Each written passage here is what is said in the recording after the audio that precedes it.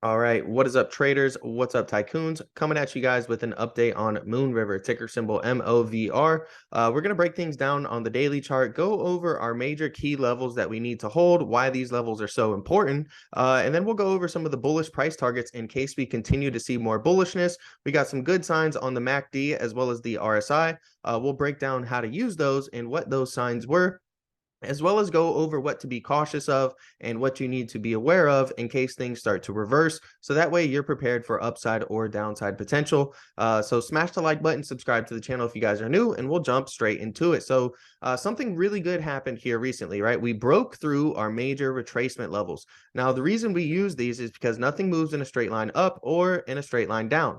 Rather, you get a move up, retracement, continuation of the trend, or a move down, retracement, continuation of the trend.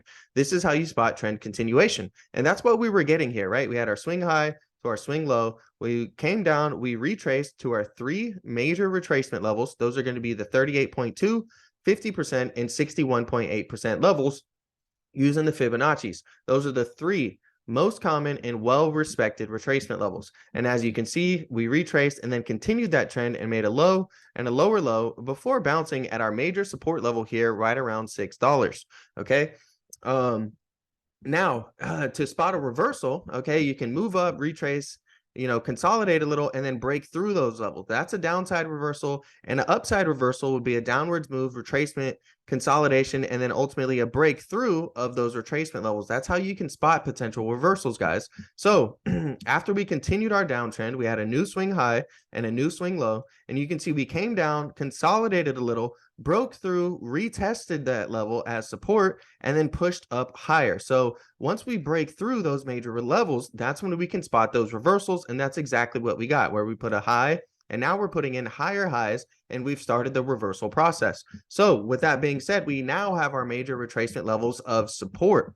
Okay, because before we were in a downtrend and we were continuing lower, making a low, lower low, lower low, lower low. Now what we're doing is we're making a high, a higher high, and a higher high. So we want to continue making higher lows. We have a low, higher low, and a higher low. So we have our major retracement levels of support here, which are going to be 11.285, 10.63, and 9.987. All right. So if we do end up getting some type of pullback, that's fine. It would be healthy and be considered a healthy retracement at these levels. So these are going to be really, really key, important support levels in case things do start to pull back. Now, things definitely look bullish at the moment. And if that bullishness continues, we have our bullish price targets that we've already hit two of them.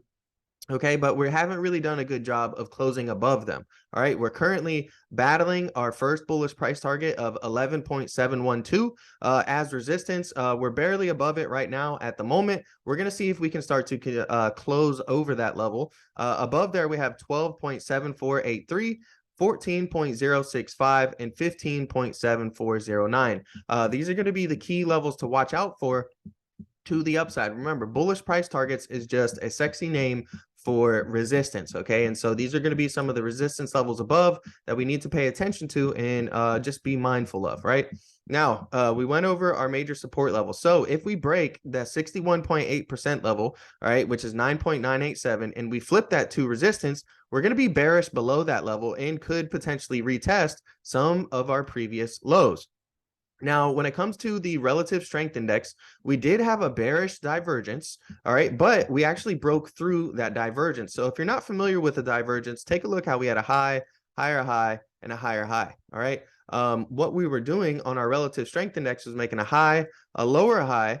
So, at this point where the price of the token went higher, we actually lost relative strength and we're creating lower highs. That's a bearish divergence. And as you can see, we did get a pullback after that. These bearish divergence indicates that you could have some type of bearish activity.